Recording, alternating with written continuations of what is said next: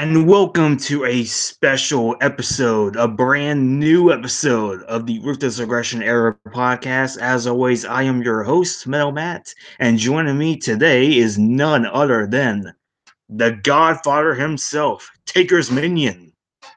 Hey, greetings and salutations, folks. Yes, I'm here to talk about the sport that I truly love and miss the old days of. Pro wrestling. How you doing, Matt? I'm doing good. How about you? Alive. Tired. LL had me busy today. Yeah, I was busy. I was busy too as well today. So So what are we talking about here today? Shall we get it right well, down to it? yep. Today we're going to be talking about WrestleMania 20, where it all begins again. Yep.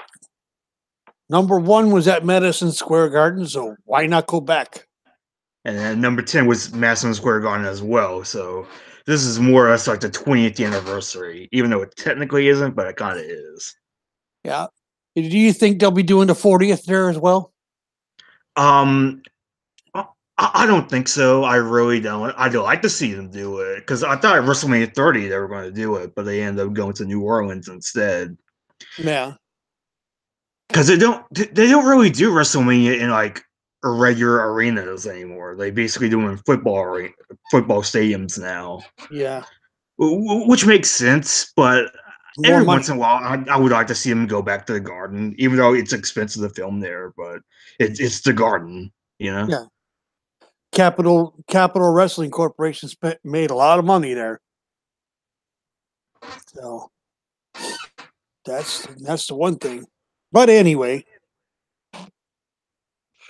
go on with your thing about the music, because like I said, I'm not a big music nut. Well, the theme song for this show, it's something I always like to do. The theme song here was Rise. No, it wasn't Rise. That was SmackDown. It was Step Up by Drowning Pool. And I really love this theme song. I thought this was great. It really fit the tone of the show very well. That's true. It set the tone, but what tone was there to be set? We'll be talking about the crowd there, or lack or lack thereof. thereof, yeah. Yes, lack thereof. I mean, we might as well talk about that 800-pound gorilla right now, because it's the truth. I mean, throughout the whole show, the crowd was just dead. I thought they were doing this, yes, it's Madison Square Garden, but I thought it was in a freaking morgue. Yeah, like you would think they would be louder, especially considering it's WrestleMania and it's in the Garden, and this is a show that they hyped up very, very big, like for months, really. Yeah. Well, they always do. They do that now. But I mean, they hyped it. I remember some of the hype, and this all had to do with Undertaker getting buried alive at a match the previous year, because he was, doing that step away because of injuries and get well stuff, as he always does.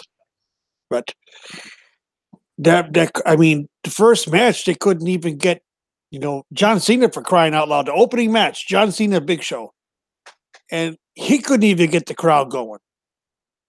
Yeah, and he tries his best, but he just can't do it. No, and that set the tone for the entire night. I knew it was going to be bad. Yeah, now before we get to the first match, I just wanted to ask you real quick, what did you think about the stage design? Because I think this was an interesting design for a WrestleMania. It looked like a typical house show stage. Looked like the SmackDown Raw stage. Wasn't much of a difference, really.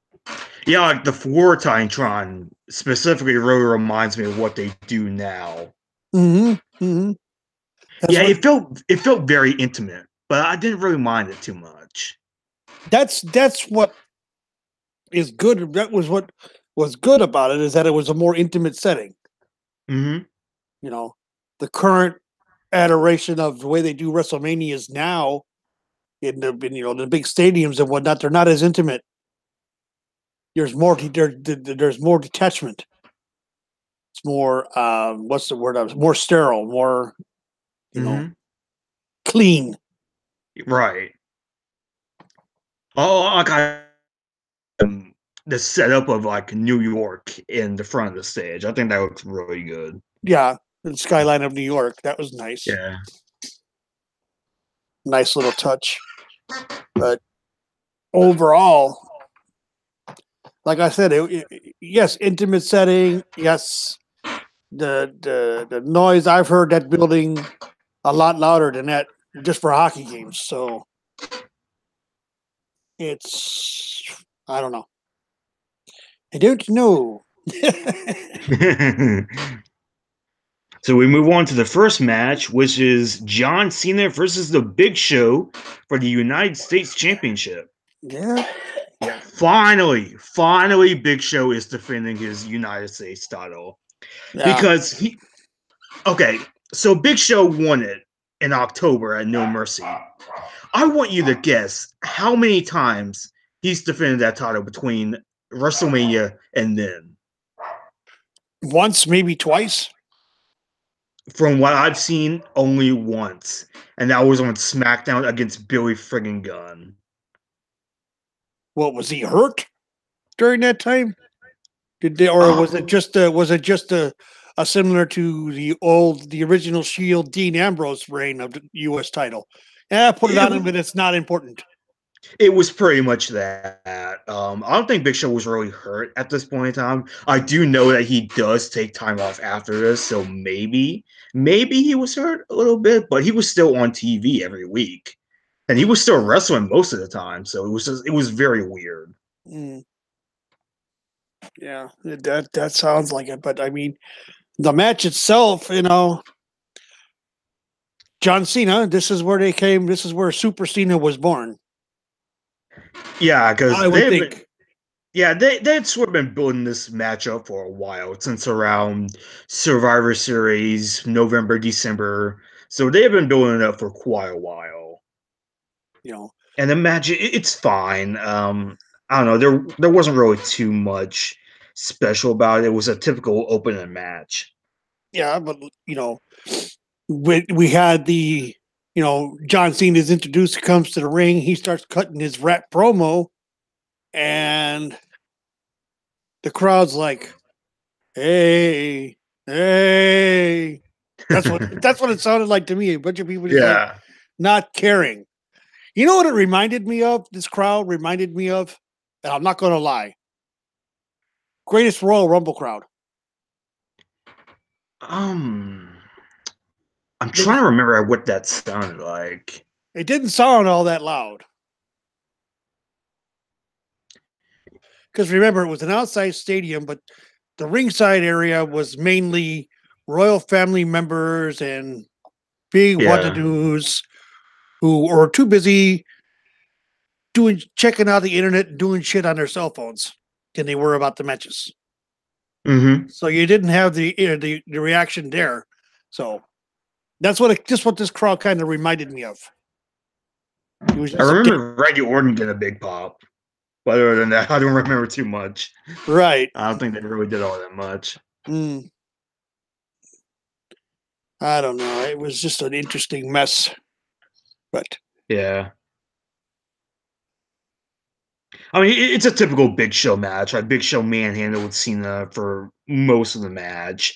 The finish comes where Cena ends up clocking Big Show with one of his custom brass knuckles and hits an FU on Big Show for the win. right, yeah, which is now the AA. So same move. Mm-hmm. The only thing I could say about that is that John Cena, is strong as an ox. Yeah. He is very strong because if you look at that move, it's all on him to flip the Yeah. guy over. There's nothing. The guy's not on the floor, so he has to do it all himself. That takes some strength.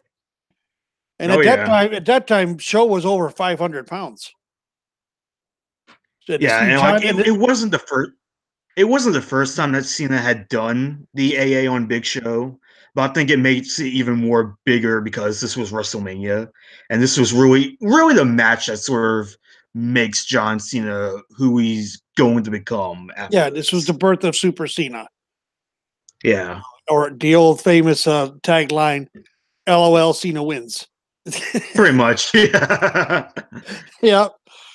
Yeah, solid match. I mean, for what it was, big guy versus little guy. That's the only thing that's ever been wrong with Big Show. He has been so limited in what he can do because of Yeah. his size. Some of his greatest matches were with other big men, i.e., Kane and Undertaker. And let's not forget the Monster Truck Sumo match. Mm-hmm. Yeah, which Akibono made him look like a fool. Yeah, that's next WrestleMania, as a matter of fact. Yeah, Big Show did not have a good WrestleMania record for a while. And No, they even played that up in WrestleMania 28. yeah, it's his. He was just one of those guys that just couldn't see. They couldn't find a decent match for him ever, and it's a shame. Mm-hmm. But they had the same problem with Andre. The best match he had at WrestleMania was the Hulk Hogan match where he lost the championship. Yeah. And that is the problem when you have guys that are that big. Even though like it is a spectacle, but at the same time, they can also be really limited in the ring. yeah, well, one of the biggest limiting factors for Andre was he just was, his age and the injuries he had. Knees were gone, back was gone. He was broken. He was a broken down old man in that match. And that's why he had to wear the singlet, because that was his way of hiding the back brace that he Yeah, was wearing near the end of his life. yeah. A lot of people don't realize that. I mean, near the end of his life, he's out there walking on his, walking, but he's using crutches to walk. Yeah, like they did that like SummerSlam 91, 92, somewhere around that, where he helped the Bushwhackers, and it was really sad to see. It is, yeah. And it's going to be the same with Big Show when this time comes. When this, we're already seeing it. He had that cage match where he got hurt, injured his hip and then had the surgery to repair it, and then had the infection afterwards. And this is stuff that's going to, crop up on him. And, it's going to be a shame when he does have to retire. Granted, he's had the surgery to so he could live longer than Andre did, but Yeah. because he suffered from the same problem as Andre did, acromegalia, and he had the surgery on the pituitary gland to stop that problem. So, which is good. Mm-hmm. But and the next, what was it? I watched this whole thing yesterday, and it's just like I just couldn't get over the crowd. I just couldn't get past the crowd. Yeah, backstage. It made a lot of the matches just fuzzy because the crowd was not reacting whatsoever. Well, they did react to one certain match on this card. We'll get to that. We'll get to that match. And Kevin Dunn special. We'll get to that match, but well, two other matches on the show. Yeah, they reacted pretty well to the main event. I'll give that the triple threat match at the end, as well as a certain interpromotional match on the card between two behemoths. Yes, there was maybe 3 matches that had real crowd, where people were actually invested in it. Yeah, and you are right. It does. It feels very. The crowd does feel dead for the most part, which is very weird. No. And wasn't this the second match? Wasn't it the Fatal 4-Way for the World Tag Team titles with La Resistance and? Before this, we have a couple of backstage segments. Backstage, Jonathan Coachman goes into Eric Bischoff's office, where we see Johnny Nitro. Oh yes, Jumping up 3 winner. Yeah, also Johnny Mundo now, who's married to Taya Valkyrie, believe it or not. He didn't do too bad for himself, did he? No, not at all. So Bischoff basically says that he doesn't want to get upstaged by SmackDown and demands Coach to go find The Undertaker in an angle that doesn't really ever have a payoff here tonight. No. And Coachman never finds the Undertaker, as far as I understand it. Because I mean, I watched closely, and I never saw Coachman another backstage segment with Coachman again.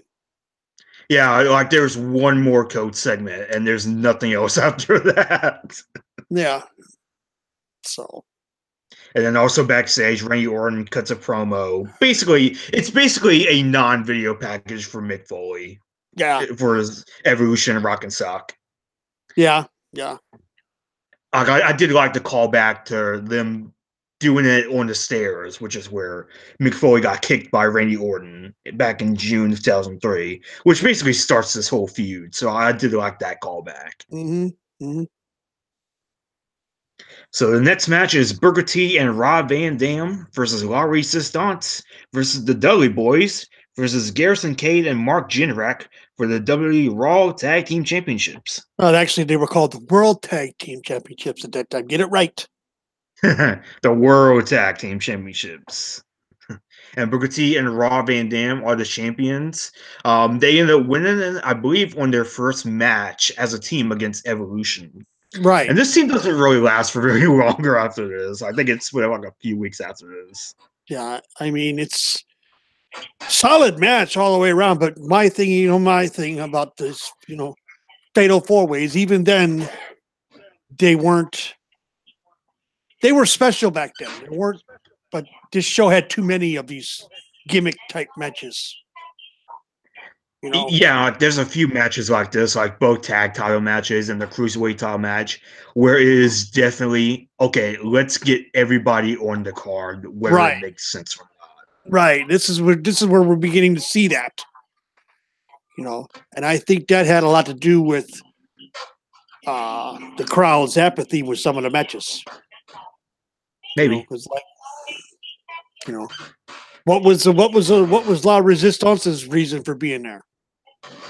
I have no clue. Like, there's no reason for really nobody in this match should really be in this match. Really, like, from what I remember, there weren't really any storylines.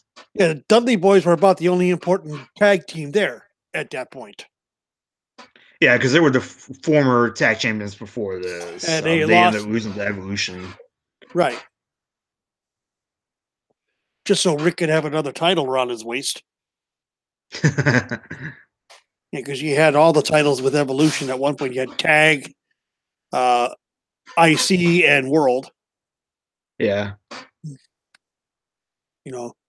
Evolution trying to imitate the Four Horsemen, if you think about it.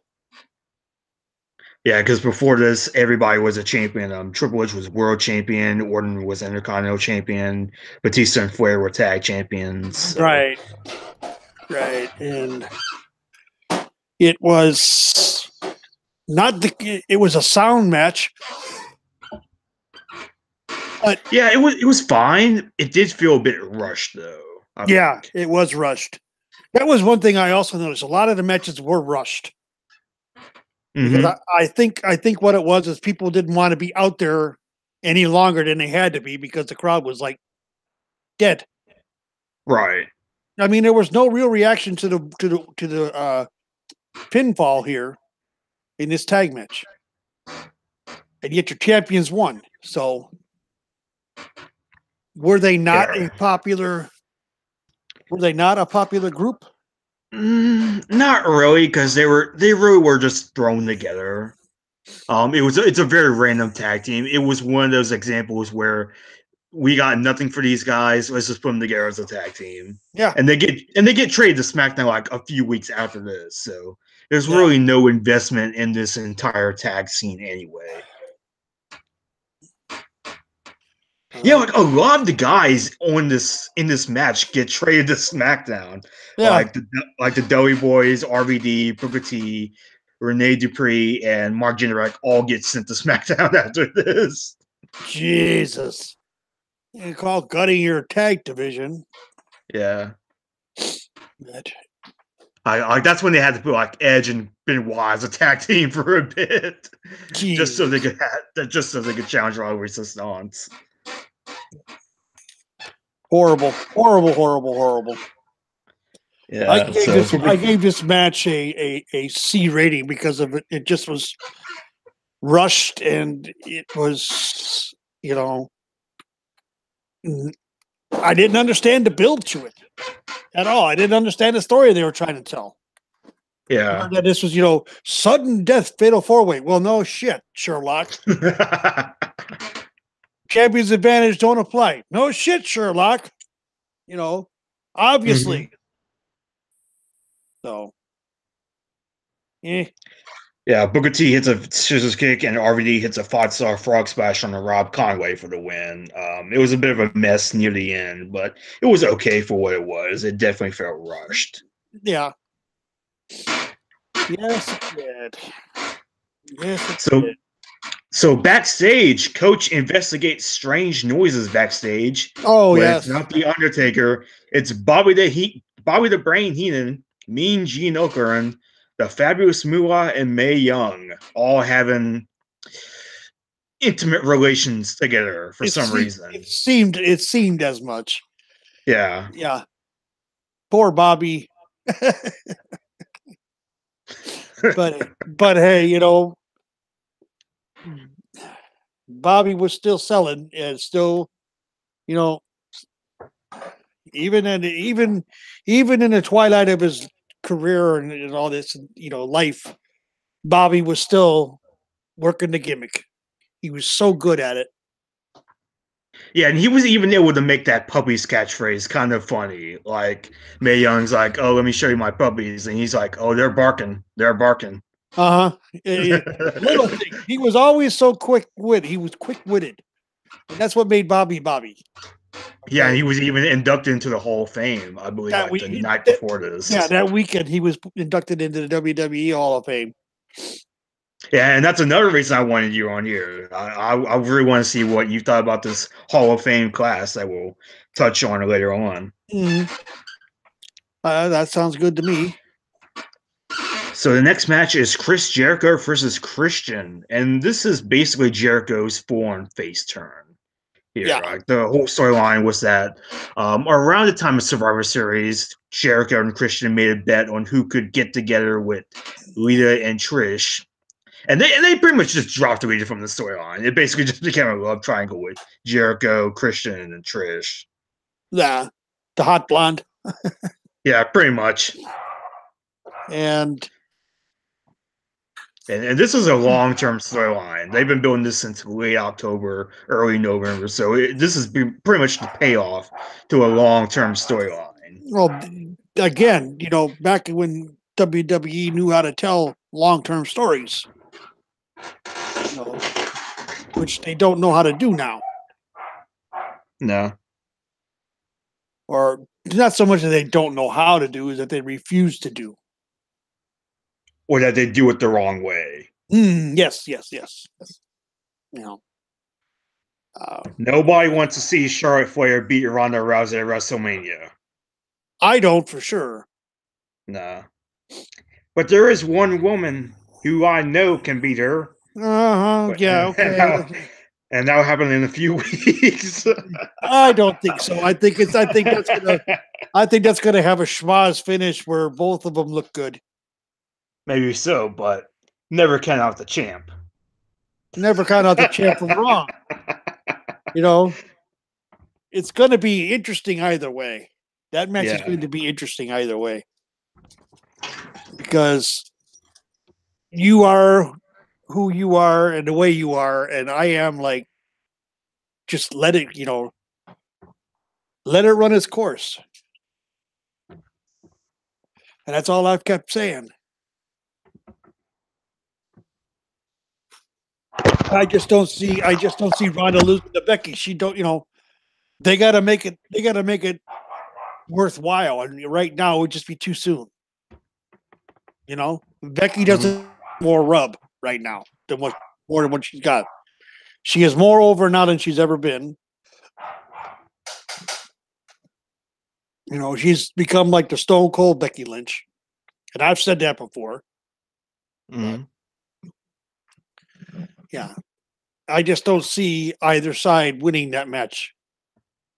I see either Nia interfering somehow or Charlotte interfering somehow, Maybe. or both for that matter. Or perhaps even the MMA four horsewomen, maybe. Yeah, which we Oh, saw at Evolution. yep. That Not saying I want it to happen, but costing Kyrie Sane the title. that was BS. That really was I BS. thought it was too, but I knew as soon as Shayna was thrown over to bury her into their laps that there was going to be some kind of shenanigans. Yeah. WWE, you're too obvious with it. Anyway, let's get back to Yeah. WrestleMania. Let's not dwell on that shit.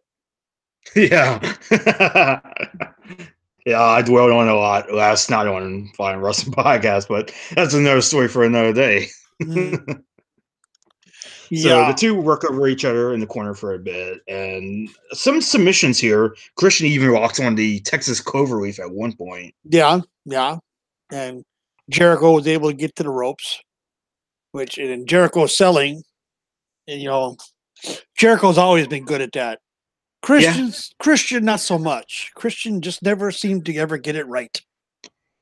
yeah. This was around the time where Christian was very much improving around this time. Yeah, but I was never a big fan of Christian anyway. You, To you me, wouldn't. to You me, wouldn't. he felt like a hanger on.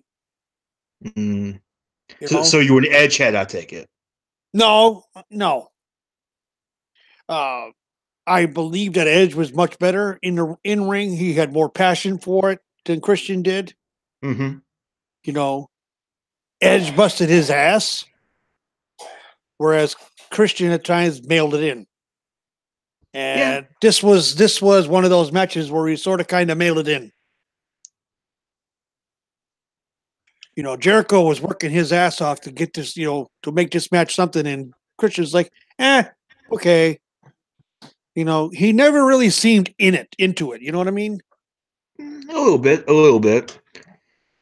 Jericho ends up locking in the walls of Jericho, even outside the ring. Like they fall outside the ring, he still has the walls of Jericho locked in. I really like that spot. That was a nice spot.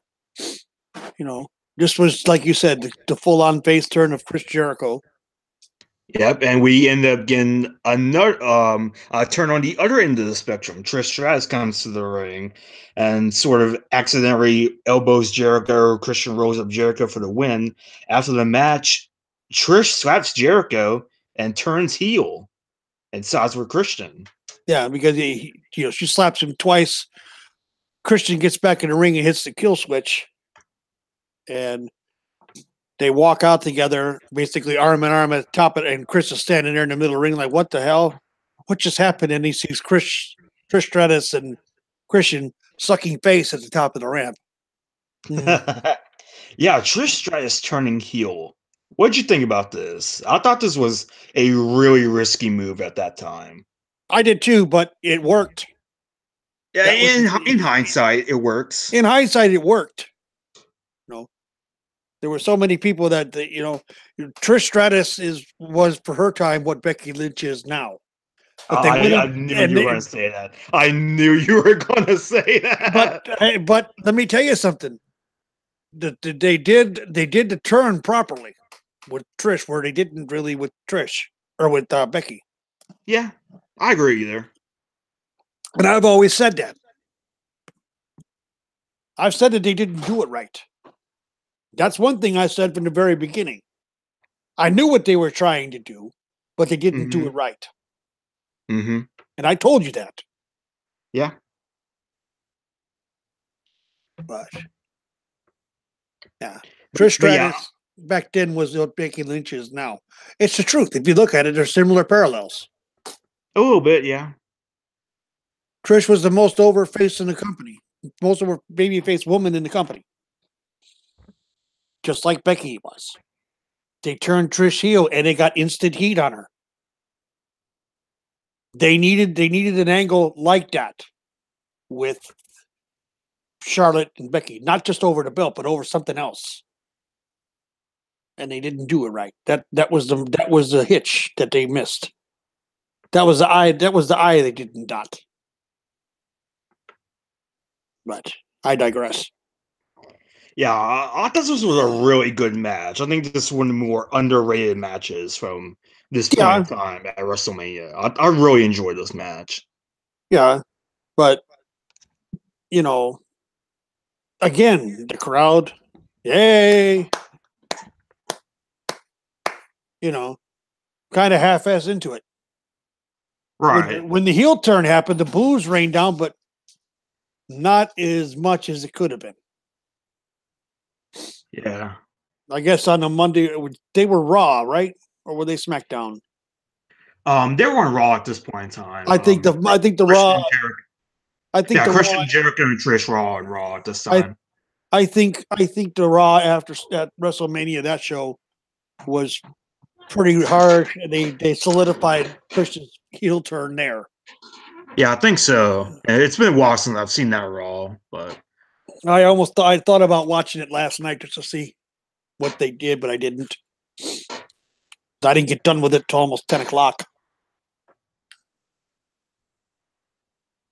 so backstage, Lillian Garcia interviews Mick Foley and The Rock, and Rock gives Foley a pep talk and mentions Hurricane, Rosie, Don Morocco, Jimmy Superfly Snuka, and the people know that tonight is Foley's night. Mm-hmm. Got everybody fired up. That was the loudest the crowd got at points with when The Rock, but The Rock always was able to do that. That's the difference. Yeah. And Rock returns here. He hasn't really been in a proper active wrestling role since the previous year at Backlash. Yeah, well, didn't he do? That's what he did. Walking Tall, I think. Yeah, it was around this time where he did Walking Tall, and this is really Rock's last major WWE appearance. He does make a couple more appearances on Raw after this, but for the most part, he's pretty much out of here after this match. Well, don't forget he has that big fight with Cena. Yeah, several years after this. That's a year's build. Mm-hmm. So that was the interesting part. I don't know. So, I mean, it was interesting. The crowd woke up a little bit, but then came the next match, and it seemed that they went back to sleep. yeah, the next match is Evolution versus the Rock and Sock Connection. There's a pretty big storyline going on here. Randy Orton attacks Mick Foley at MSG. Mick Foley does end up becoming co-general manager of Raw for about a few weeks. Ends up walking out on a match against Randy Orton. And so Evolution continues to assault Mick Foley week after week. Rock comes back to help him out, and that's how we get this match. Yeah. And I wasn't impressed with the match, really. The best one of the bunch selling wise was Rick, of course. Yeah, that's one thing I did want to talk about because Rock and Flair end up starting things off. And isn't that a feud you always wanted to see? Because I know that's a feud I wanted to see. Yeah, that would have been a great feud, but I would have rather seen it when Ric Flair was in his prime, not as old as he was in this. This is 2 years before his retirement match with Shawn Michaels. If I'm not mistaken, I believe he was retired at 22. It was at 24. Okay, 24. That's right. 25 and 26 were the Taker matches with Shawn Michaels. That's right. Yep. So yeah, it's 4 years before then. And this was right around the time. Let's see. This was after the WrestleMania that gave. It was the Undertaker that gave Rick his confidence back in the ring. Yeah, it was WrestleMania 18 a couple of years back in Toronto. Yeah, and that was a good. That was a I good team. I love that match. It was a great match. And it showed, Undertaker showed Rick that he still could go. Yeah. And that was the whole point behind it. And Rick has said it many times. That match re-sparked his passion for the business. Yeah, because that was at the time where he didn't really want to be wrestling all that much, because he did have like one match with Vince a couple months before that, but it was really that match that sort of got him back. Yeah, but this match here, like I said, crowd was they're kind of like meh, a meh burger and fries, But we Yeah, saw Rick was doing his chop thing and selling his ass off, doing the beg off, which he was always good at. Um, but the two kids, Batista and Orton, they were the ones that were actually being showcased in this match. hmm And I could see that it was blatantly done in the end. yeah, yeah, You yeah, know, and that's one interesting thing about this match is Rock and Foley, tag team that really hasn't really wrestled in a while. Rock hasn't wrestled in a year. Foley hasn't wrestled in 4 years. How do you think they looked in this match? as good as could be expected. I Yeah, mean, I thought so too. Rock was always in great shape. He still had his cardio working, so he could go because he spent a lot longer. But in the end, it was Mick Foley who ate the pin. Of course, he had to have to protect the Rock. Yeah, and you could tell that Foley was sort of taking this little run seriously because he lost a lot of weight for this match. Like going back to like Bad Blood in 2003 and then watching this, it really is almost like night and day. Yeah, he had worked out and getting lost the weight, like you said, and Mm-hmm. you were seeing flashes of Cactus Jack, and you were seeing flashes of Mankind. During the match, the Mandible Claw was Mankind's thing. Uh, you seen the bang bang when he hit the elbow on Rick outside the ring. The flying out the elbow drop off the apron to Rick on the floor. That was something Cactus Jack did. Yeah. And then he got up doing the bang bang, and that got a pop out of the crowd. Little things that Mick Foley did. And, mind you, this is home for him Yeah. because Because he's from like Long Island, I think. he went to a wrestling show where he saw Snuka and Morocco in the cage match, and that's what got him into wanting to be a wrestler. So and in the end, he wound up losing the match. But in the end, the crowd was loving on him because of, he kept saying he was sorry. He told The Rock he was sorry, and The Rock was like, "No, don't worry about it." I was expecting Rock to punch his lights out at one point or another, and it just didn't happen. Yeah, and I've always heard Foley say he doesn't like this match all that much. No, and I could because he was basically forced to eat a pin at home. And it was also a handicap match, so there wasn't really too much room for Foley and Orton, which was like the main feud in this match, Right. to really shine. And they do get an opportunity next month at Backlash when they have that hardcore match for the Intercontinental title. It's Cactus Jack and Randy Orton, and that's a great match. Yeah, that's where Barbie makes an appearance again. Yeah. And you see Mick literally dig it into Orton's head and actually draw blood. You actually see it start, which is like, whoa, which is something I forgot about this time frame. They had color then. Yeah. They really went all out for that match. And that match made Randy Orton. Mm-hmm. Yes, it did. We'll talk more about color when we come to the main event. Oh yeah, there's a lot of color in that match. Yes, there was. So overall, honestly, I thought this was a good match. I can see why Mick Foley doesn't like it. I can see why I can see why a lot of people might not like this match, but for me, I was entertained by it. So was I. I was entertained.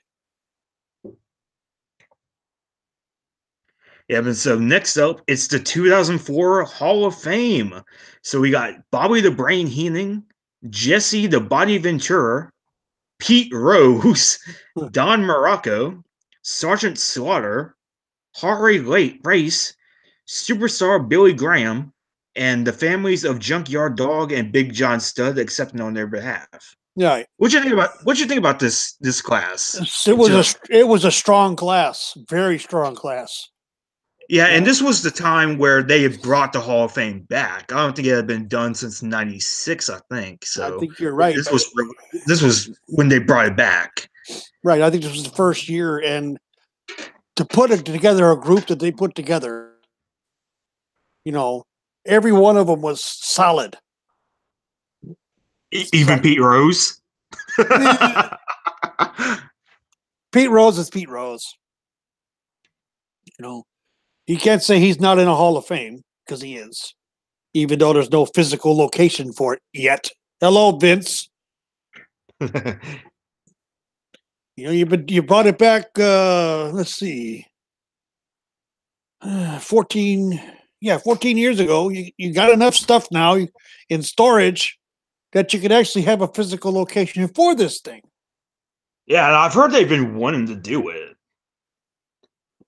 I think it's more along the lines of Triple H wants to do it, but Vince is like, yeah, you know, just put it in the warehouse and let it rot. You know, Yeah, that must be a fantastic warehouse. Like all that stuff. it's got to be.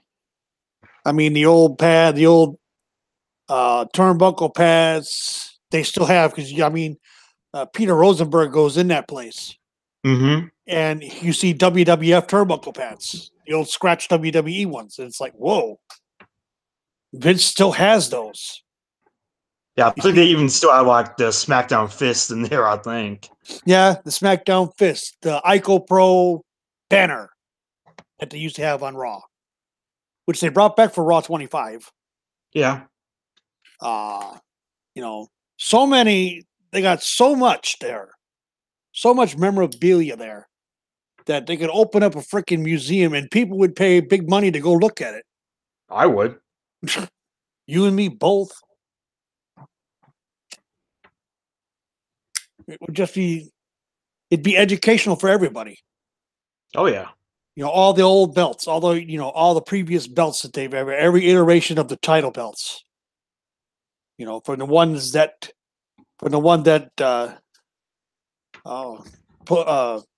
Nature Boy Buddy Rogers wore all the way through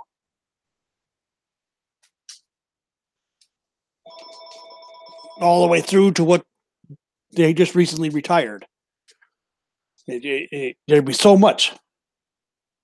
Yeah. But no, that class was I think that the top guy in that class was was Bobby Heenan. Bobby Heenan, yeah. Because that was his first public appearance since his cancer treatment. Yeah, you can kind of tell. Like he was sounding and looking really differently than he had been. Yeah, but he had throat cancer, so Yeah. it was to be expected. When I first saw that, I was like, "That ain't the Bobby Heenan." But then the wit, the Yeah, voice he was still witty. the voice may not be the same, but the quick wit and the one-liners, at the induction ceremony, calling Ric Flair Larry Flint was beautiful. I didn't know I was going to be hooked up with Larry Flint. So I came back after 2 weeks and told Vince, I can't do this. I can't do this. So yeah, that's what Bobby was the class of that whole thing. I mean, and every one of them was great. I mean, Harley Race, fantastic wrestler. Don Morocco, fantastic wrestler. Yeah.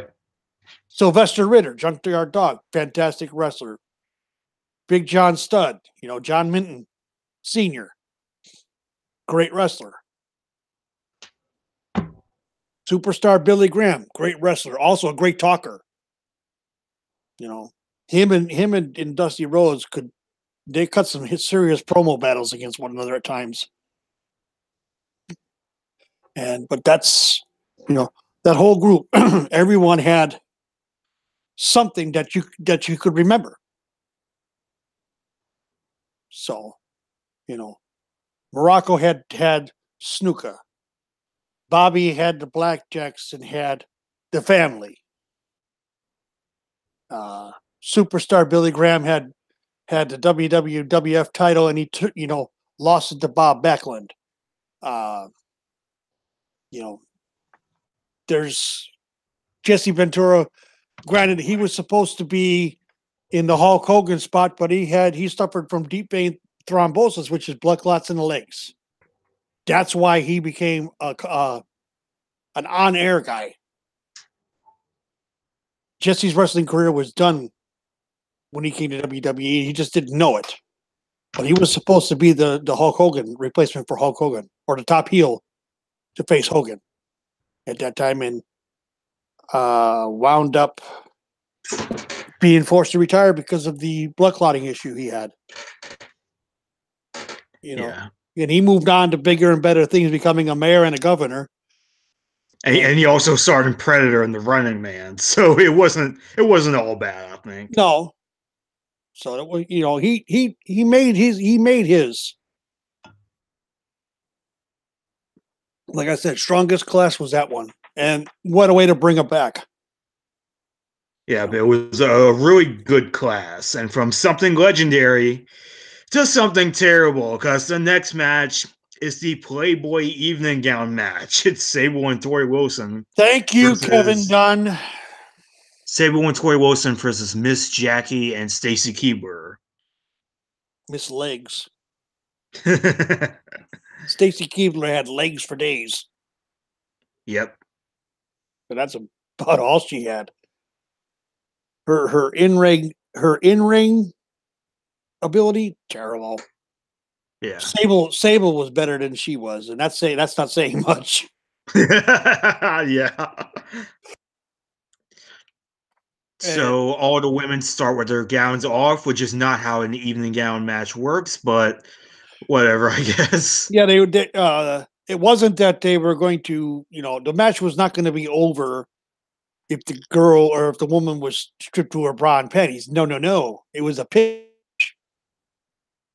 So they figured, Sable decides, at the very beginning, I feel a little restricted, and decides to take her evening gown off and gets the other side. They all do it, but the one, I think that was Miss Jackie, right? Yeah, it was Miss Jackie. She didn't want to take the evening gown off. She wanted to stay in it, and because the other which was kind of weird for her character, because she just straight up flashed like Renee Dupree or somebody like that a few weeks back on Raw. Mm-hmm. So it is what it is. But she, wound up being Sable and Tori Wilson, which is, they would move on to a feud that would last for way too long, those two. Yeah, like Sable was pretty much out the door almost at this time. I think Sable appears like one more time after this. I think they have a match at her Great American Bash or Judgment Day or something like that. And then she's out of there as well. Yeah. Right around the same time that Brock left. Yeah. Because they were a couple then, I think. Yeah, I think so. I think you might be right. And she was robbing the cradle. But he's married to her now.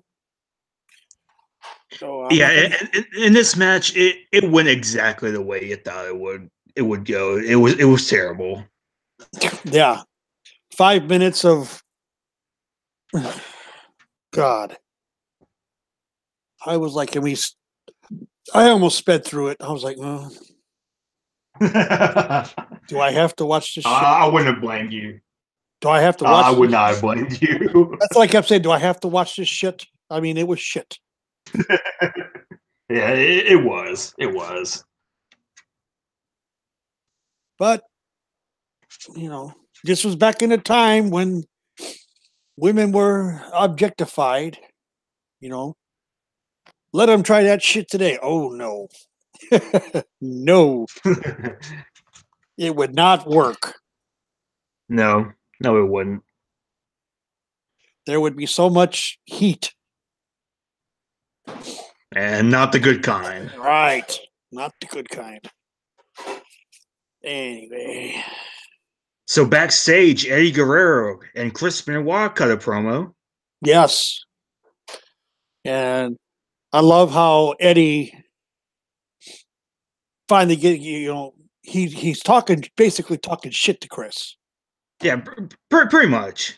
and It's he's just a way to kind of motivate him. yeah to motivate him, and you could actually see just how close friends they really were in real life. You could Yeah. actually see it because they also talk about the time in Japan, and they had some great matches over in Japan. Those two against one another. So they talk about that, and everything, and you see, like I said, you see the true love and respect that they have for one another. And it's just a shame that shortly after, was it 6 months later? I think, or no, a year later. Yeah, it was about a year later that Yeah, a Eddie year later, would Eddie was gone. Eddie was gone, and it's just like wow. So Yeah, so next up is the cruiserweight. Let me see what that match was called. It was the it was the cruiserweight open match, and it was for the yeah, cruiserweight title, and it was basically all the SmackDown cruiserweights. yeah, and I would say it was more of a gauntlet match. Yeah, more or less. That's pretty much what it was. Mm-hmm. Which I mean, it was solidly done. You Yeah, know, I liked how it was done. You know, seeing Ultimo Dragon again. Good God, I hadn't seen him in years. I remember his days from WCW. yeah. They And never really did much with him in WWE. no, they did a lot. Which they did a lot with Ray, and we wound up with Ray versus Chavo Jr. And an interference from the old man cost Ray the title, of course. Again, Yeah, it was pretty much the same finish as No Way Out, right? because that's where Chavo won the title. And then they're screaming that he was screwed. Michael Cole, Yeah, a young Michael Cole, yeah, yeah, and Taz. Taz say, "Well, it is what it is." And Michael Cole, you cannot tell me you can't say he didn't get screwed.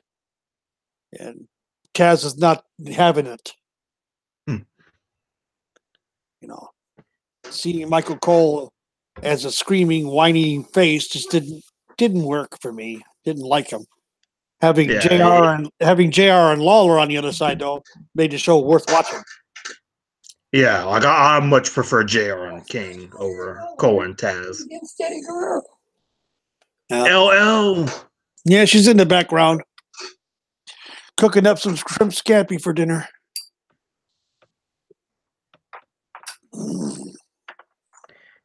So yeah, I thought this was a good match for what it was, but it also felt like the tag title matches it, Yeah, where it basically. go ahead.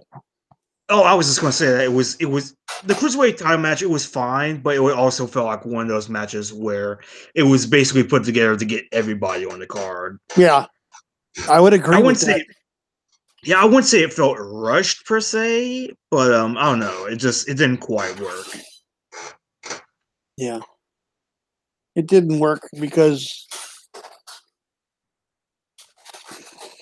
there was really we all knew it was going to be Ray and Chavo.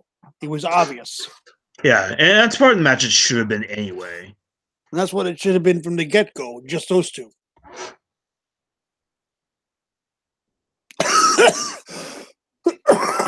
Excuse me. Coffee went down the wrong way. But yeah, it was one of those matches that happened. Let's move on to the next one. Oh, the next one. The next one. Yeah. Oh God. Goldberg versus Brock Lesnar. You don't start a feud with a damn lockup. You don't start a blood feud match with a freaking lockup. Well, the thing with this storyline is that it was sort of been teased since Survivor Series. They had two encounters of Survivor Series and Royal Rumble. Brock Lesnar cost Goldberg the Royal Rumble match. Goldberg shows up at No Way Out 2004 and plays a hand in Brock losing the title. And then Goldberg sort of gets dropped from the feud for a bit, and it sort of goes on to Stone Cold and Brock. Like, watching the video package before the match, you would have thought it was Brock and Stone Cold having a match. But I mean, both of these guys were leaving the company. Yeah. At Brock right after this. Brock, for the most part, right after this match, and then Bill Goldberg within a month. Yeah, because they were both on their way out. Goldberg was on a 1-year deal, and it was common knowledge he wasn't going to renew. And Brock was pretty much fed up with the business at this point in time. And like they both get a chance of you sold out, and it gets so bad to the point where JR has to acknowledge, yeah, there have been rumors that Brock Lesnar is thinking of leaving the WWE to go play for the Minnesota Vikings. Mm-hmm. Yeah, but he doesn't mention anything about Bill Goldberg leaving. No, it's mainly just Brock. I guess because he's a heel in the feud, maybe. No, Goldberg was more the face, but the "you sold out" chants were directed at both of them because this was the beginning of the internet times. Yeah, information on what was going on was starting to show up out there, and that was why, and fans knew. Yeah, and I think that had a lot to do with why the crowd was the way it was. Yeah, and there have been like retrospective interviews of like guys like Paul Heyman who said, "Oh, it was the fans that it was the fans that like that's why they didn't give it their all. It was because of the fans." And I think that's partly true, but I think it's also because both of them just didn't care anymore at that point in time. Because Brock stopped giving a crap a long time before this, and Goldberg as well. Yeah, they both quit giving a shit. Yeah. And that's a shame, And the thing about it was that they don't acknowledge it, but there's a beach ball in use during that match. Yeah, I think so. There might be because the crowd out of nowhere starts getting really, really loud and hyper, and it's either a beach ball or something else that's going on that's got the crowd's attention over this match because they were booing both sides. It didn't matter who won the match because everybody knew they were leaving. Mm-hmm. The two loudest pops for that match was when Stone Cold stunned Brock first, and then was doing the beer thing in the ring. Goldberg gets a beer from him, and he winds up getting stunned himself, and the crowd goes nuts. And that's what everybody came to see in the first place with that match, was Stone Cold stunning somebody. They knew it was going to happen. They just didn't know it was going to be both. And Stone Cold has talked about it on his podcast. The reason he did it is because he knew both of the some bitches was leaving and didn't give two shits about the business, and he knew it. Yeah, because Stone Cold was the special guest referee in this match. And like it takes them 3 minutes for them to even lock up. 3 minutes. Yeah. You don't start nothing happens in this match. Yeah, and then you got 2.5 to 3 minutes of them pushing back and forth. Nobody really getting an advantage. And it was like, what the hell is this? I mean, this was shit. This was two guys that were like, let's go out and have a match where we don't hurt each other. Yeah, nothing happens in this freaking match. This was a nothing match. This was a match that should not have been. I agree with Stone Cold. These guys didn't care. They gave 0 fucks about the business at this point. They Hmm. gave zero fucks about the fans, and the fans let him know. And Yeah, and this is Goldberg and Brock's last appearance on WWE for a while. Brock doesn't come back till 2012. Goldberg doesn't come back till I believe 2016. I think. Yeah, something 2016, late something like that. 2016. And Even Stone Cold was on his way out. Like this is his last major appearance. A well, few, but everybody knew Stone Cold was basically done wrestling. He was already yeah, retired at this point. yeah, he was an authority figure on Raw at this point in time. But a Right. few weeks later, he couldn't come to terms on a contract with WWE, and so he ends up leaving. Yeah. But it was, it was what it was. But Yeah. that happened over a year later with Stone Cold. He still had a year to go. And he honored his contract. It was the following year that Stone Cold left. And he made it public knowledge that, they couldn't reach the terms, and that's why he's leaving. Hmm. And nobody to this day holds it against him. Whereas No.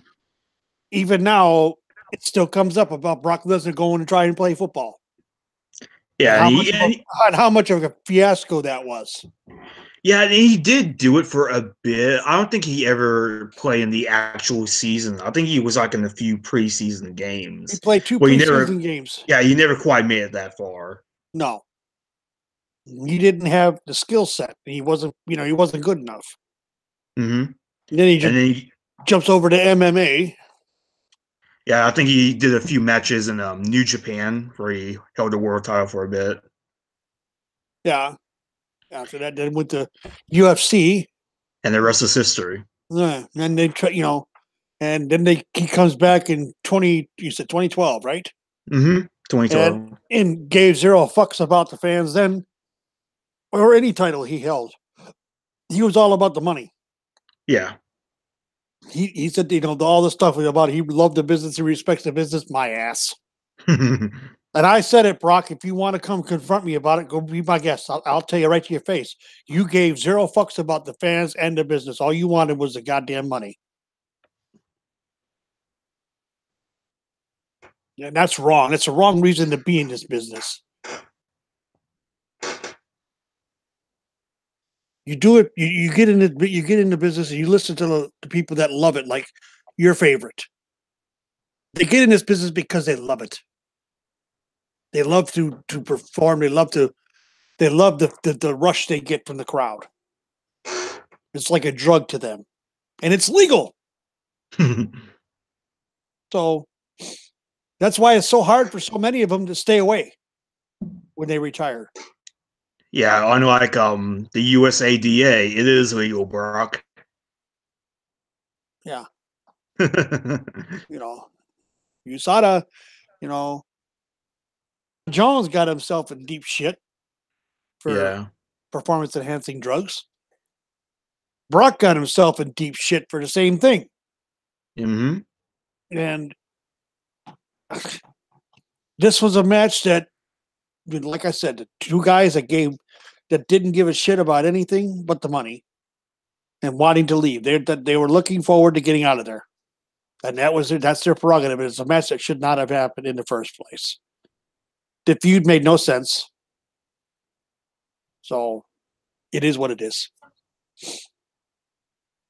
Yep. So next up, Vince McMahon comes out to the stage and thanks the fans for making WrestleMania what it is today. Yeah, and that was one of the loudest reactions of the night. Yeah. And I was always waiting for him to say something, to run down the fans, kind of a la Stephanie, but he didn't. Hmm. He Yeah. didn't do that. Yeah, because this wasn't Mr. McMahon. It was Vince. It was Vince McMahon tonight, Yeah, which is a side that we never get to see from Vince on TV now. not anymore. No, hardly any at all anymore. And it's a shame, he's even though Vince may not be like that on TV now, I can guarantee you he's humbled by what the fans still give him every day, every show, at every Raw, every SmackDown, every pay-per-view, the live crowd, what they give the performers. you know he's humbled by it all. Yeah.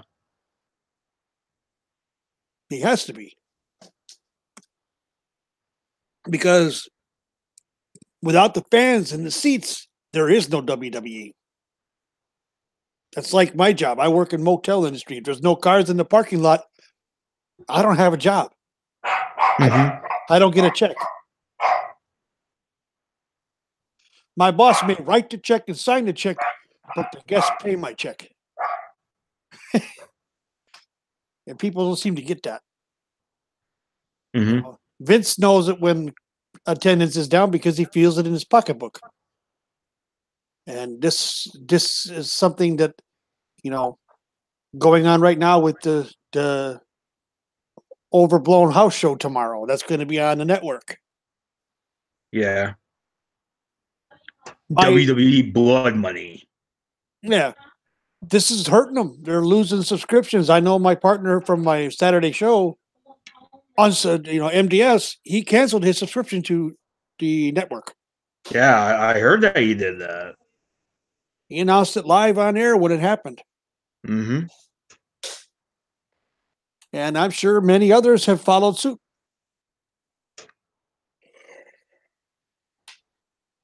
So it was something,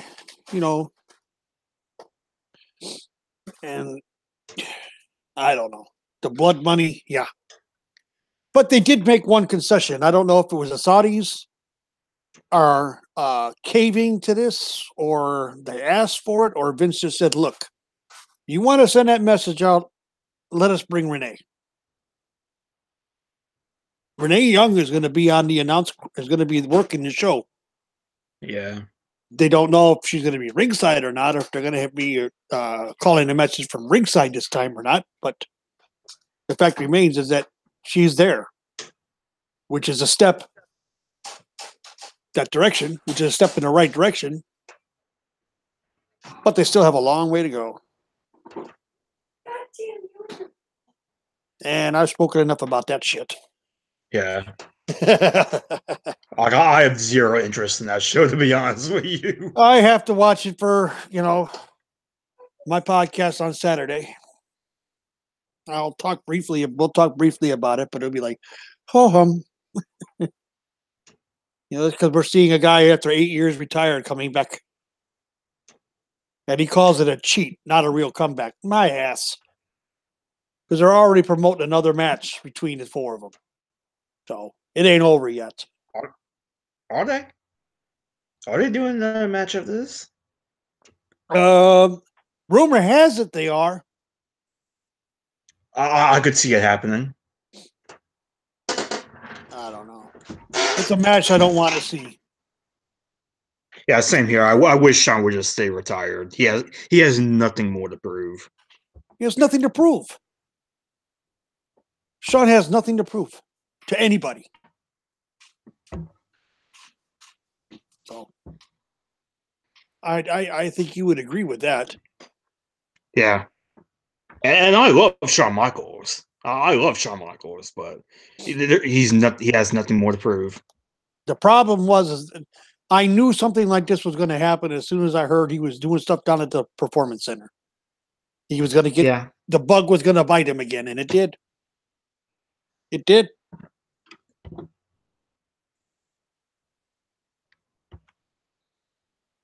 I just can't believe it's been 8 years.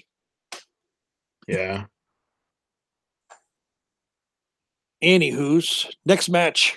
Yep. So the next match is Rikishi and Scotty 2 Hottie versus the world's greatest tag team versus the APA versus the Basham Brothers for the SmackDown Tag Team Championships, or the WWE Tag Team Championships for short. Yeah, WWE Tag Team Championship. That was a pretty decent match. Yeah, it was. It reminded me a lot of the Raw Tag Team title match in that it was a decent match, but it was just kind of a mess, and it felt kind of rushed. Yeah. And there again, I attribute it to the lack of crowd reaction. The loudest pop for that match was Rikishi and Scotty 2 Hottie, because they knew if they won, they were going to get the dance routine. And they did win. In which they did win. They also knew they were going to get to see a stink face. Yeah. A Rikishi match has to have at least one. Shadows. And it got to the point with them things, though, it was like, that's just gross. Somebody's sweaty ass in your face. That's just wrong. That was wrong on so many levels. Yeah, so this is pretty much the final hurrah for the world's greatest tag team, at least for a bit. Because Shelton Benjamin gets drafted to Raw after this. Yeah. The APA also break up shortly after this. Bradshaw goes on to have quite a bit of success. He becomes WWE champion. So Yeah. So it's another tag team division that gets that gets decimated after this match. But that seems to be an MO with WWE even now. Yeah. You know, you look at the tag team divisions on both brands, both are solid. Yeah. SmackDown's a little bit stronger right now, but they've got so many comedy teams on Raw, it's ridiculous. Yeah. Plus, there's not even really tag team champions on Raw at the moment, really. I mean, they're technically are, but who is it? I don't even know who it is right now. it's Rollins and Ambrose, and they're feuding right now. Oh yeah, that's right. They're feuding right now. So yeah, I hear vacants in the wings with a tag team partner, waiting for a chance at the titles. Which I think that's probably what's going to happen. They're going to get vacated again, and we're going to have a tournament coming up. Yeah. In December. Please, either Revival or Authors of Pain. One of them. Yeah, give it to a young team. Yeah. Hell, even give it to the Good Brothers, for crying out loud. You know? Yeah, I think I was interested on SmackDown, I think. Or I think I think you're right. If they are, you're right. I'm not sure. Yeah, I forgot that they were on SmackDown until just now. I mean, Gallows and Anderson, there's a tag team that's been forgotten. Yeah. I'd rather see them holding the titles than the Bar. Yeah. Bar. I'm tired of the Bar. Same here, man. Same here. I'm so sick of the Bar. We all know that Sheamus can't really bump anymore because he's got spinal stenosis and he's on borrowed time, and yet he still goes out and wrestles like an idiot. Makes you wonder. Honestly, if they want Cesaro in a tag team so bad, you know what? Bring up Cassius Ohno and reform Kings of Wrestling. It won't get over. It won't get over. Because I'll tell you why. Do you honestly think Vince would let them do the things they did in ROH? No. Exactly. but I don't know. Just for me, I just think it'd be fun to see at least once. Yeah, it would be nice to see, but it'll be a shell of what it is. Yeah, it's like you've got 4 members right now on the Raw main roster, both on SmackDown and on the main roster, both SmackDown and Raw, that were all part of the Bullet Club over in Japan. Finn Balor, AJ Styles, Carl Anderson, Luke Gallows. Put them together on one brand. Give them a faction. Let them run with it. Yeah, because Good Brothers aren't doing anything. Balor's not doing anything. Styles is treading water as a WWE champ. Yeah, he is. He needs to lose the title, to be honest. Yeah,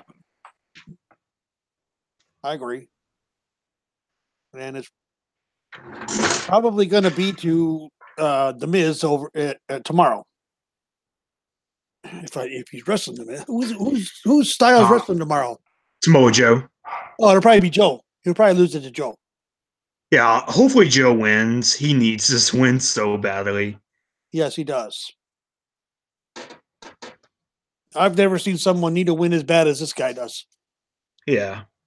This could be except for a certain iconic team. Yeah, okay, bye. That's a story for another day. Yeah, that is a story for it. They got their win. They got their signature win already. They won a Super Showdown, okay? It's not enough, man. It's They gotta have wanted more. they Gotta wanted have home. more. They wanted home. Well, what I thought was hilarious, and I never said this. I'm saying it now to your face, quote unquote, to your face. How cool was it to see the Iconics get eliminated first in the Battle Royal and Evolution? I thought that was fantastic.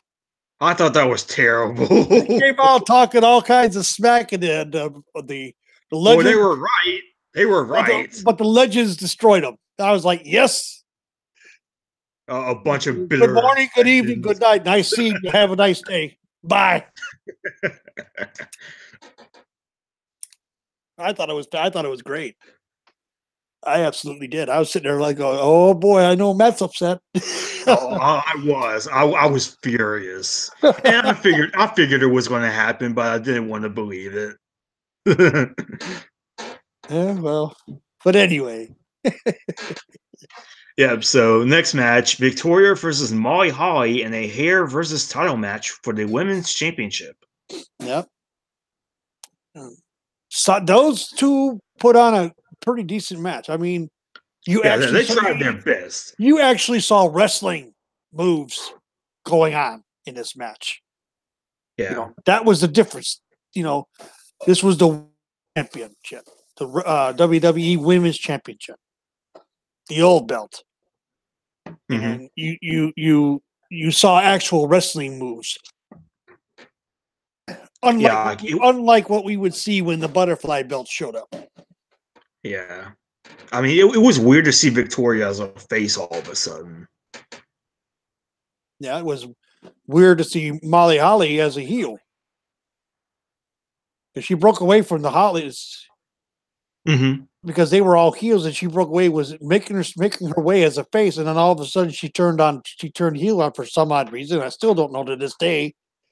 But you got to give her credit for putting her hair on the line. Yeah, You and she know, had awesome hair at this time. yeah, Like she it was did. great. And after this match, she kept it short. Yeah, she gets a completely shaved bald here, which is a good moment for WrestleMania. Yeah, it's the only time there's been a women's match where hair was involved that I am aware of in WWE. Yeah, you might be right. I think You know, because I can't remember anything else. I mean, could you imagine a match? You know, with your girl Becky and Charlotte, no title on line, but the loser gets their head shaved. Charlotte loses. Yeah, Charlotte loses. Well, how upset would you be if Becky lost? Oh God. Oh, I would be so angry. You But you cannot get rid of that hair. That hair is amazing. you know, that's something you don't see. You don't see the Lucha de Apuestas matches here anymore. No, not You know, really. Not anymore. wrestling with wagers. That that is something WWE might want to look at bringing back. You know, like we got Rey Mysterio now. I say bring the Cruisers back to Raw once in a while. hmm You know, have And Ray. and they are sort of doing that because Lucha House Party was on Raw this week. Yeah, and have them, have them have matches on Raw. Mhm. I would love to see Ray versus Cedric Alexander. You know, Yeah, even though Ray has got knee replacement, Ray still can do pretty decent, still do well. He just put over the younger guys and make them look really good. You know, yeah. I mean, he's doing better now than he was in his final years in WWE last time. well, he was hurt a lot back then, Yeah. so there is that. Because when he left, So he was out of wrestling for a year because he had double knee replacement, I believe. yeah, I think so. I And think he had then some work done on his knees. he finally came back to wrestling and had the incident with Pedro Aguayo Jr., which was a total accident. Wound up killing the man dying, hitting a 619 just a bit wrong, and no, Pero it turned out to be that Pedro Aguayo hit the ropes wrong with a stroke. And that's what crushed his larynx, and that's what killed him. But yeah, I don't know. Great, like we need to bring back wrestling with Ranger matches. That would be so much fun to watch. It would be something new, something old that's new again. Yeah, and they pretty much sort of did this on Lucha Underground. Last night they did Kill Shot and Son of Havoc in a mask versus mask match. Son of Havoc, I'm more than sure of, because he still has, he's that character even in AAA. So Mm-hmm. he's not going to lose his mask. I don't think. You tell me. Yeah. Do you want to know? Yeah. All right. So. I don't have El Rey, so. All right. So Killshot lost the match. Lost the mask. That figures because Killshot. And he was revealed to be Shane Swerve Strickland the whole time. Yeah. And I thought that's who it was. But, that's what you need. Yeah. I'd like to see, because Lucha House Party is what? Who's that group? They're all four of them are masked, aren't they not? It's Grand Metallic. It's Grand Metallic. Kalisto. Kalisto. Who else? Because all four of them wear masks, if I'm not mistaken. Yeah, I think so. Let me check real quick. See what's in there. I can see too.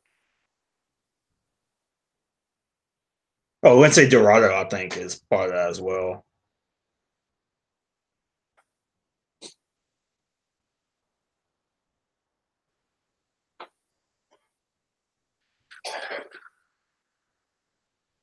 Yeah, it's Kalisto, Grand Metalik, and Lindsay Dorado. Lindsay Dorado, yeah. And they all wear a mask. And Kalisto, his wife even wears a mask when they're out. You've seen it at the WWE Hall of Fame inductions the last few years. Yeah. She wears a mask. So they really work the gimmick. Yeah, and also the Lucha House Party has an amazing shirt. So I've heard. Yeah, it's a takeoff on the old In Your House logo. It's awesome. Yeah, that's what I heard. I heard it's really sharp. But yeah, that like I said, bring back those matches. Yeah, so overall, this match was a pretty solid match. I don't think they got enough time to really showcase what they could do. No, but this was a pretty solid match. Yeah, the pin was kind of sudden. Mm-hmm. And yeah, and then Molly doing the chicken shit heel stuff, trying to run away, of course, and that's how it was supposed to be. Then knocking Victoria into the chair and Molly Holly trying to cut her hair, and yeah, point of Kurt Angle at Judgment Day 2002. Yeah, the hairspray but the thing about it is that they didn't stay with the haircut. They went off, after that she started cutting and she's telling Molly, look at this, dropping hair in her lap and everything like that. After she was strapped down in the chair. And then they go away and do something. They do, I think, a promo package for the next match. Yeah, for the WWE title match. And they come back and it's still going on. And you come back and she's basically done at this point. She's basically bald. Yeah, they do a gimmick with Molly where she starts wearing different wigs and stuff like that. Yeah. So I mean, props to Molly Holly for that. Oh yeah. Yeah, it takes guts. Yeah. There's only been one other person in the history of WWE that was willing to have a woman that was willing to have her head shaved on television. Do you know who that was? Not off the top of my head. It was during the time of the what's the word? Oh, damn it. It's a group of people, straight edge, during the straight edge society. Oh, Serena Deeb. That's right. Yeah. That beautiful long hair of hers was cut off of her head on television.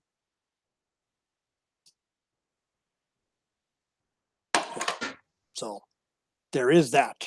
So that was the last time, but it was not in a match. She was just joining the Straight Edge Society. Trading Society and was willing to have her haircut, and that took guts.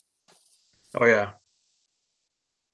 I think now she works as a coach in the performance center now. I think so. She was in the Mae Young last year. Yeah. Didn't look bad either. Left on some really shitty terms with WWE.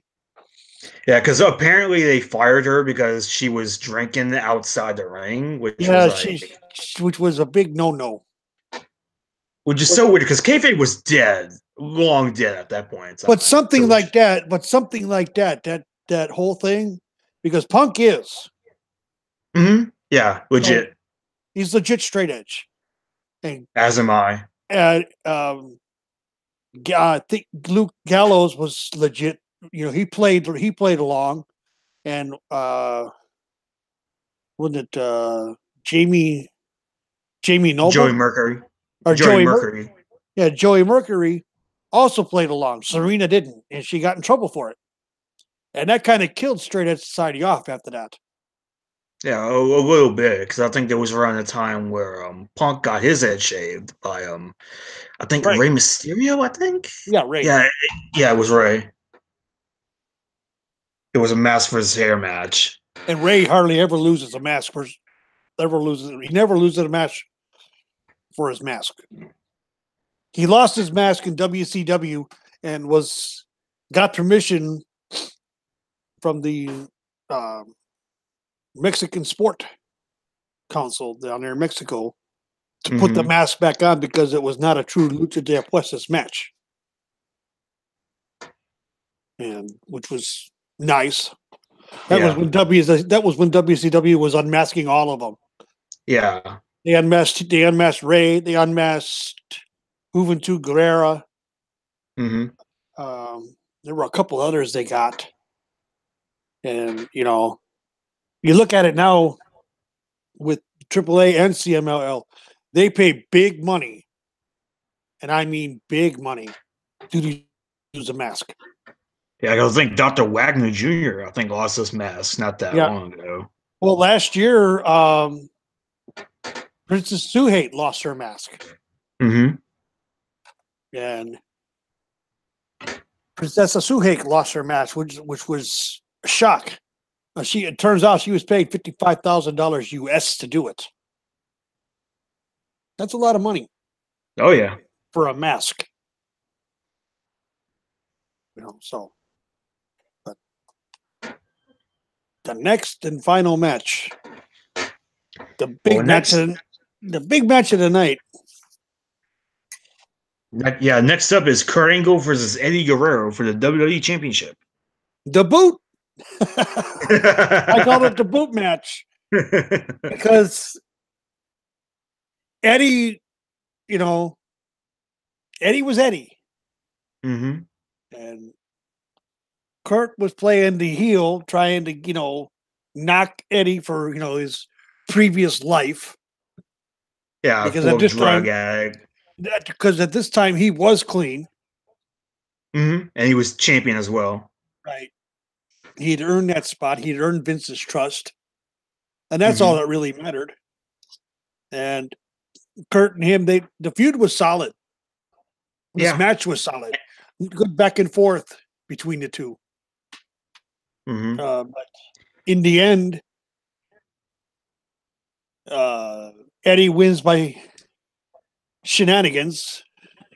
Working Angle works over Eddie's ankle, and Eddie takes off his boot to sort of relieve pressure, or at least unties it a little bit. Right. And then Kurt Angle goes to the ankle lock, and he ends up pulling off Eddie's boot. Getting rolled up, and Eddie using the ropes. Yeah, I love this finish. It was a great finish. Great finish. Great finish to a good match.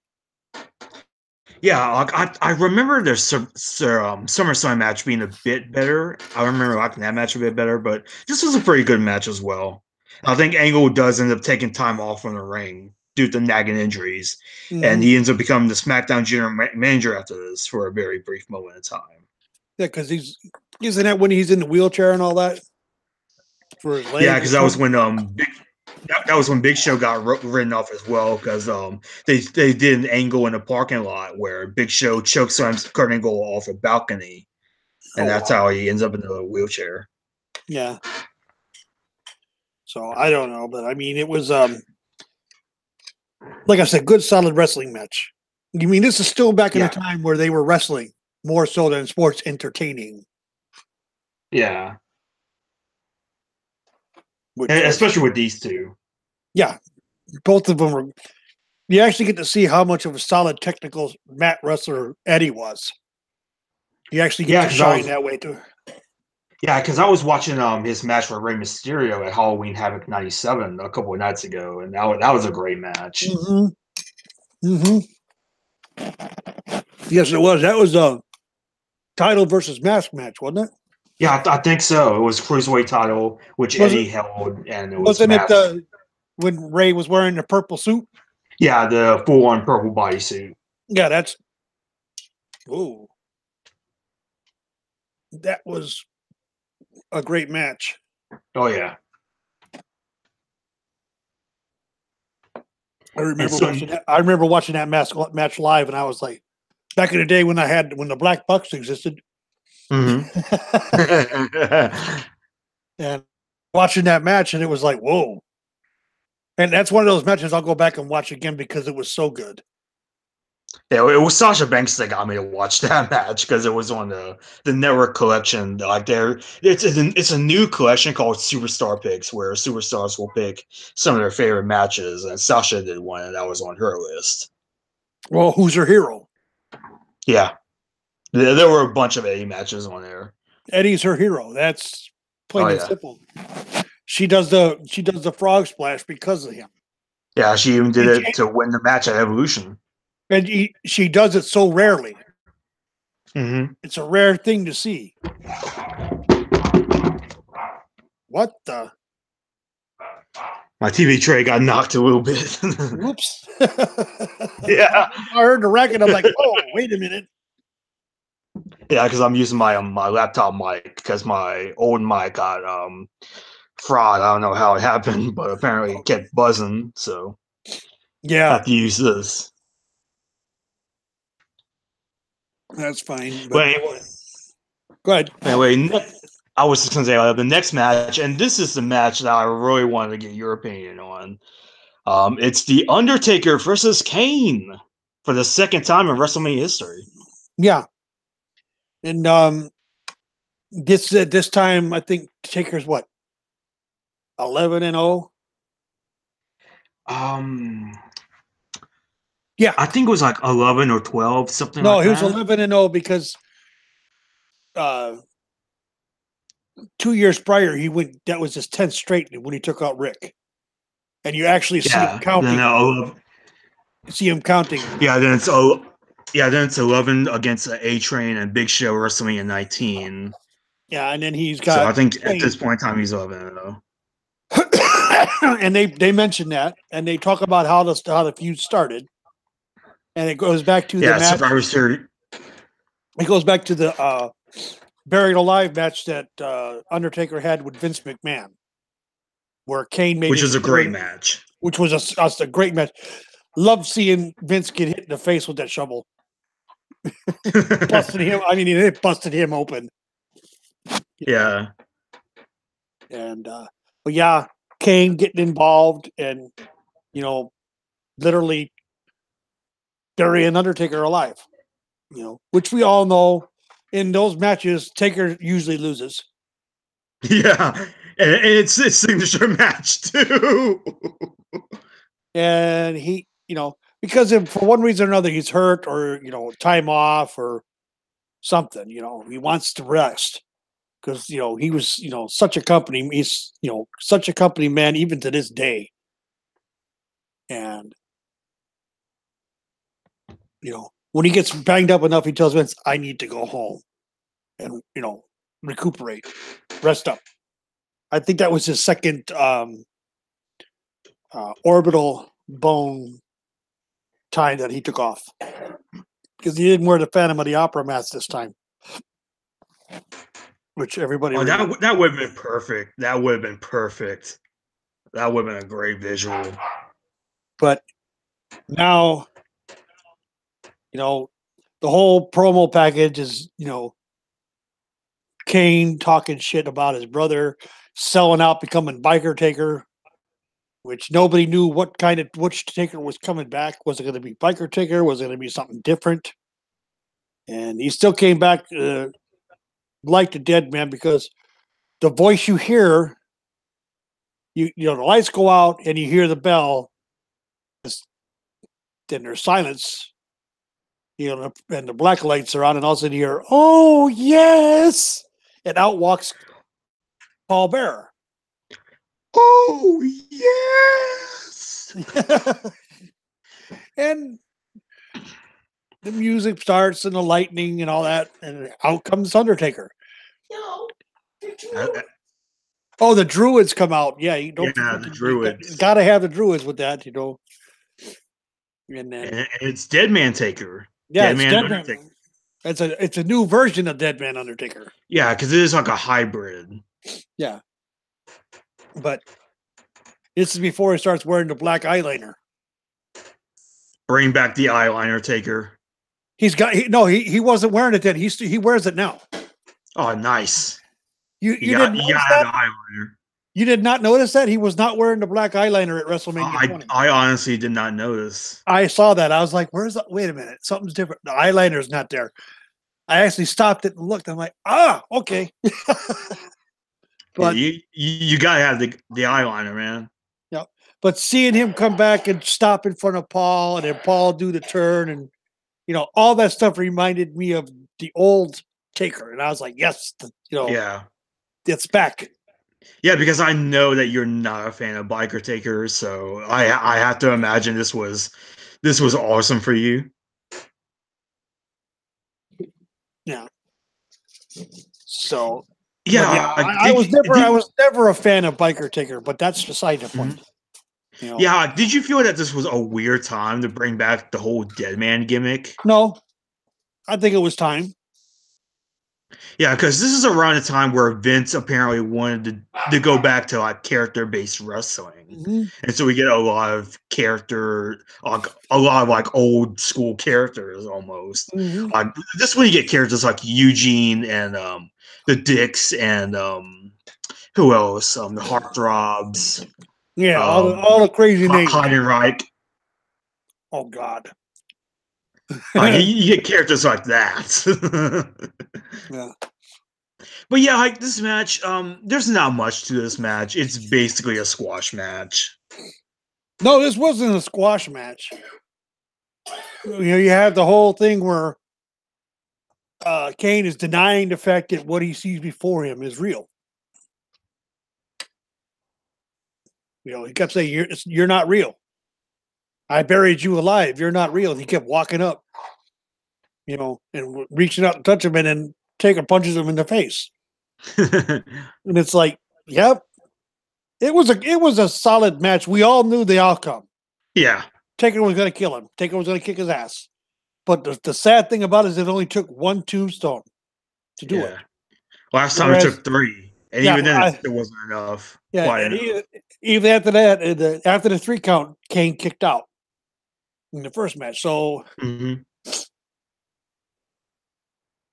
but it was a solid match. Yeah. One of many matches he had at WrestleMania that were great. That's 2 big men that could actually work and were good at it. Mm-hmm. Yeah, I think this is one of their weaker matches, but I still enjoyed it. Mm-hmm. And it's cool to see Undertaker back. Yeah. One of the most, even today, one of the most beloved characters that WWE has ever had. Yeah.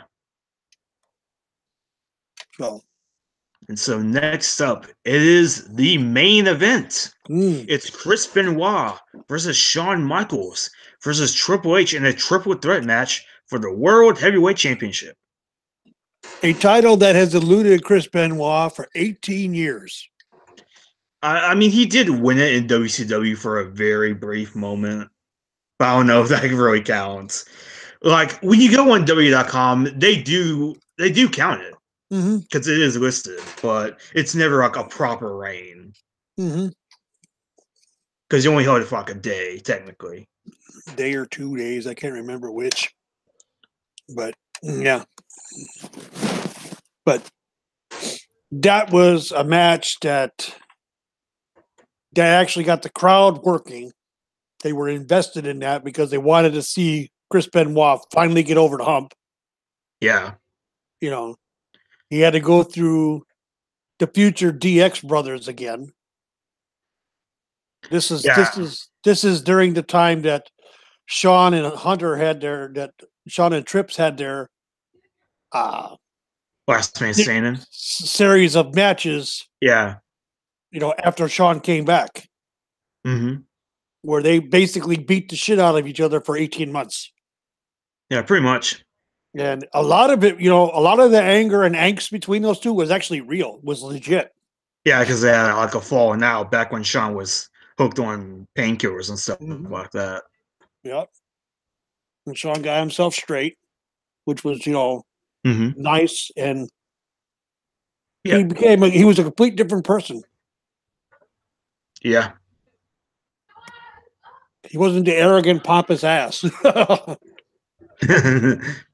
Yeah, so it's supposed to be Benoit and Triple H here, but Shawn Michaels comes out during the contract signing and says, I still have unfinished business with Triple H, and Benoit, says it's not happening. It's me, not you.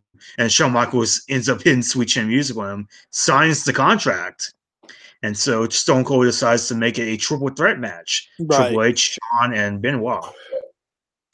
Yeah, and the whole build-up, you see somewhat of a partnership forged between not Triple H, but between Benoit and Michaels, but that goes out the window very quickly.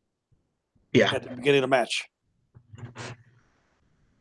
And, it was a typical knock one out of the ring let him go out and rest for a while the other two go at it in the ring. And then, typical triple threat match where one of them's always seems to be out of the picture for a moment, for a while. Yeah, it's one of those triple threat matches.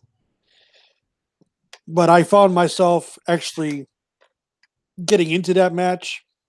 Oh, same here. I love this match. I mean, it was one of the greatest matches around at the time. Mm-hmm. And the slingshot that Shawn Michaels or that Chris Benoit put on Shawn Michaels, I think he legit hit the top of the post. Yeah, I think so too. Sean is covered in blood here. Sean, yeah, he got cut. He breaks the Muta scale. Yeah, he got cut up pretty bad, and that was about 20 minutes in, and they still had a good 10-15 to go.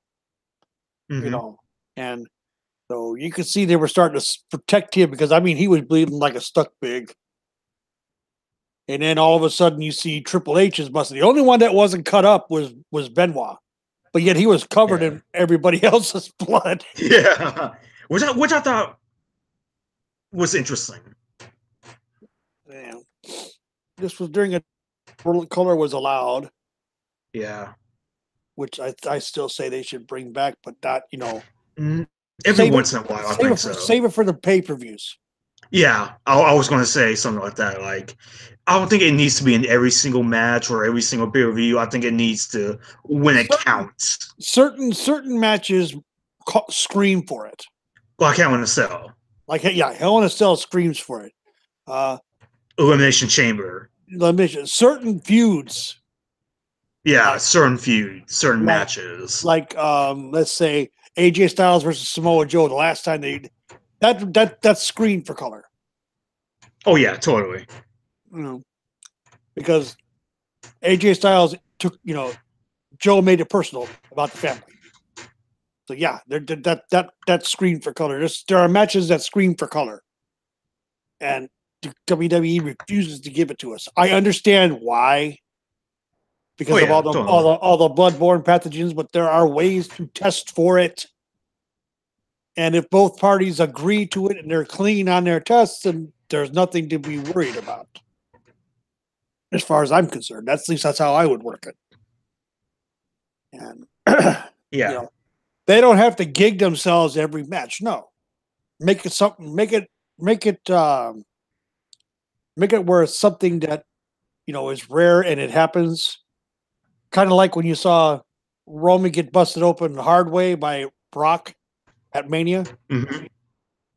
That was they agreed on it, Vince, because Vince wanted it. So it was something they agreed on. Mm-hmm. So it can happen. It does happen. But it needs to be where it's done. There's certain feuds that require it. Anyway, great match, solid match. I was on the edge of my seat the entire time. The right person won. Yeah. The finish of the match comes where Chris Benoit locks in the Cripper crossface on Triple H, and they do it for quite a while. They really build up the suspense here. Yeah. Benoit finally taps out Triple H, and Benoit celebrates with Eddie Guerrero to close the show. That was a great way to finish. Mm-hmm. Because of something, Eddie Guerrero said, where, I'm coming in the WWE champion and I'm leaving the WWE champion. You're coming in, you're going to leave as a world champion. And it happens. And you there again, you see the true emotions and the love and respect that those two have for one another, because Chris Benoit is legit crying. Yeah. And, Lawler being the typical heel. It was only a 2 count. Trying to get but I mean, the card itself was solid. Mm-hmm. It's just like I said at the very beginning, the crowd itself wasn't into it. Yeah. And that made it sad. That made it sad. I mean, they built this thing up to be the restart, the beginning of, we begin again. And it just didn't get over with the people. It didn't live up to the hype. No, not at all. Yeah, so my final thoughts on the show, it's okay. It definitely has some great matches here and there. It has some great moments here and there, like Undertaker returning, Deadman, Undertaker returning, Molly Holly getting her head shaved, the finish of Eddie and Kurt, the triple threat match, things like that. But like I said earlier, it's one of those shows where the good stuff is really good and the bad stuff is very bad. Yes, like there was Goldberg, Lesnar, excuse me, there was no in between. Playboy evening gown match, stuff like that. That match sucked. Yeah, I mean, the bad was bad. Mm-hmm. The good was really good. I mean, the good matches were good and solid, as they should be. Yeah. They got the crowd up a little bit, but you never had the rabid crowd that New York is known for. They couldn't keep people's attention. Yeah, it wasn't the crowd that a show like WrestleMania 20 needed. No, that's right. It wasn't. And I think that was why Vince decided to move to the bigger venues, is because of that. I think that was the reason. Yeah, I think so as well, because they do a couple more shows in regular arenas. 21 is at the Staples Center in Los Angeles, and then 22 is at the I think what is formerly known as the what was it called? The Rosemont Horizon. I don't know if it was called that in 2006, but it was formerly the Rosemont Horizon. Which now I think it was the it was the Allstate Arena. And then that's a state. That's a. But see, there's a difference in crowds. Mm-hmm. LA always has had a strong crowd, loud crowd. Yeah, California is a typically pretty good crowd for WWE. And Chicago has always been a solid wrestling town. Yeah, it's a rabid crowd. That's a rabid crowd. And, the wrestlers love going to the Allstate Arena because of the acoustics, the crowd, the sound just beats on you. Yeah. I think 22 was, and 22 was the last time WrestleMania was in a regular arena, and it Right. started with 23. When they went to Detroit, they started doing it in football stadiums and Mhm. stuff like that, Yeah. in Ford Field for 23. Right. So, what are your final thoughts on WrestleMania 20? It was a solid. I mean, it was a solid show. It was something that I watched once before Hmm. because I didn't remember it, and then I'm sitting there watching. And I'm going, wait a minute. I've seen that match. I've seen this match. Yeah. Didn't see that one, but I've seen this one. There were certain matches that I had seen, Hmm. Because I have the DVD of it. and I'm sitting there going, okay.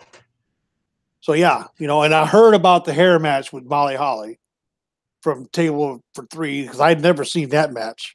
I always wondered where it was, and I found it when I wasn't looking.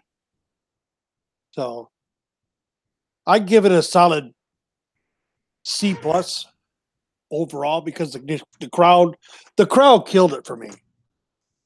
The lack of crowd noise and crowd investment killed it for me. I want to hear a crowd that's rabid. That's the kind of fans I like. If you ain't with it, then I'm sorry. Hmm.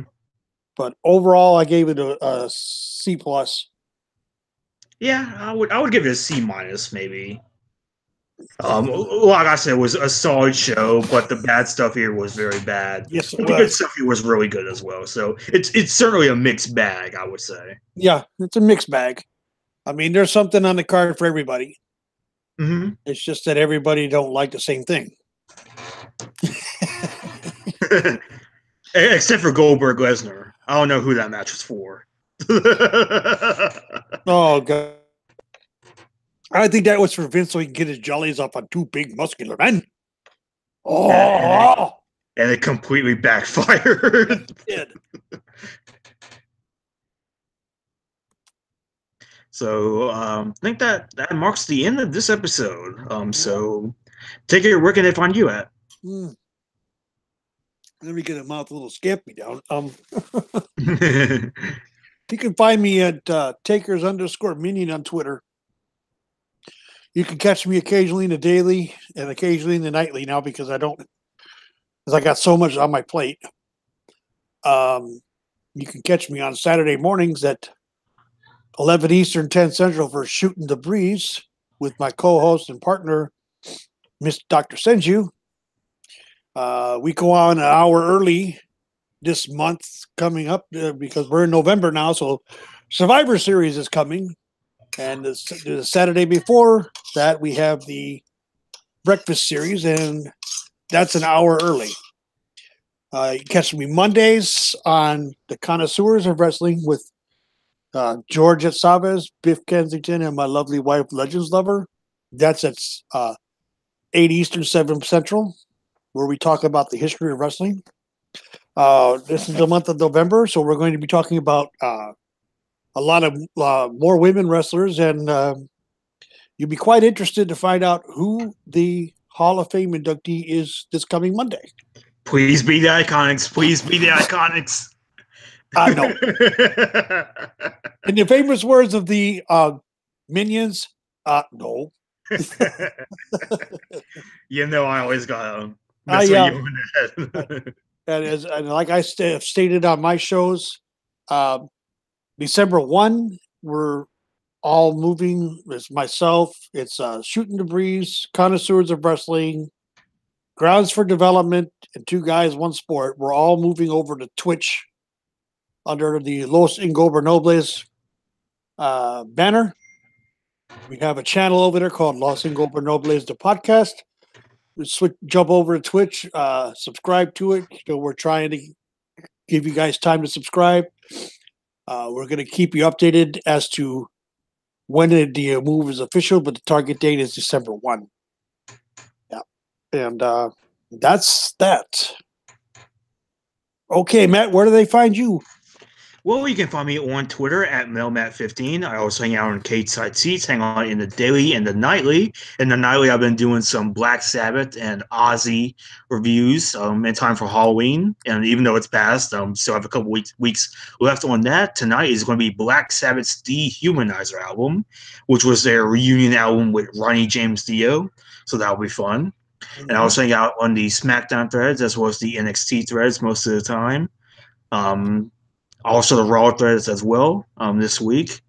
Um, there's going to be a brand new episode of the Ruthless Regression Era podcast tomorrow night because Yep, ESPN map. Anyway, go ahead.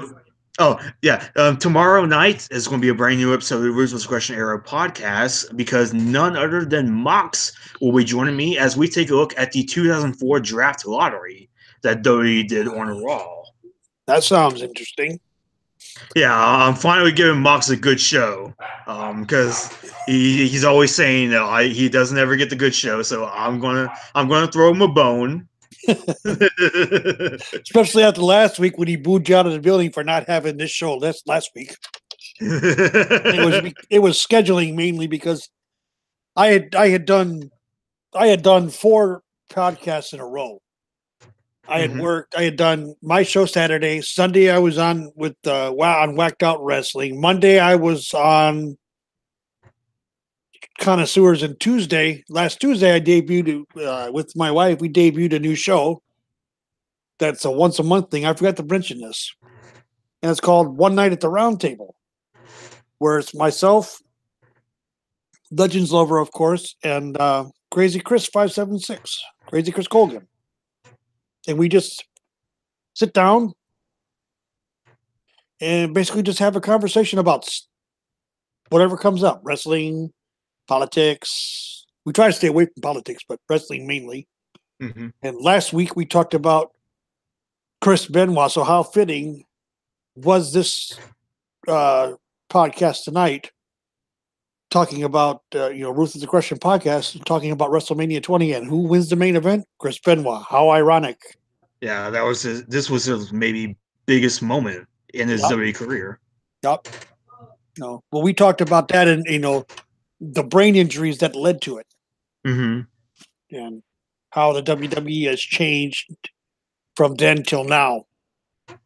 Yeah, because they changed a lot, and we will be talking about when it happens. I'm not going to be doing like an entire episode dedicated to it or anything like that. I'm just going to mention it on the Vengeance 2007 episode because I feel that it is important to talk about because it is a turning point in not only Ruthless Aggression era history, but WWE history as a whole. So right. I feel that we need to talk about it at some point or another. It won't be an entire episode or anything like that, because I will be doing the entire Eddie Guerrero episode, but I won't be doing a Benoit episode for obvious reasons. But when it comes down to the Vengeance 2007 episode, I will be talking about that very briefly. Yeah, and that that was something that we all agreed on. That the incident with the we never gave what's the word I'm looking for? Damn it. We didn't give him an excuse, and we didn't. Right. I get what you mean. We didn't, say, well, this is why he did it. We gave an explanation as to what the causes were. What he did was wrong. Oh yeah, killing his wife and child was wrong. It's unforgivable. Right, but this is also a man based on his wrestling alone that needs to be put in the WWE Hall of Fame. If you look at his wrestling and not look at his personal stuff, you look at the wrestling, he had a great career as a wrestler. Yeah, and that's one thing I do try to do. I do try to separate the character that Chris Benoit played in WWE away from the man that he ended up becoming. Right. Because he wasn't himself when this happened. That was much, we're not giving him an excuse, but right. The Brain Institute that Christopher Nowitzki started, they were able to get the brain, and he had the the brain of an 85-year-old man in an extreme case of dementia. So Yeah. I'm not saying what he did was right. Mm-hmm. It's unforgivable what he did, but Yeah. we now know, based on what we know now, we now know some of the causes to why it happened. That's all we gave was the why. We didn't give it, we're not giving him a pass on it. So, all right, Matt, I got to jump out of here. All right. So, thank you for being on, Taker. I really appreciate it. I'm glad to have been here. Thanks for having me. Yep. So that's all for this episode of the Ruthless Aggression Era podcast. Tomorrow night, 2004 Draft Lottery with Mox. So that's tomorrow's episode, and we will see you all next time. See ya. Bye.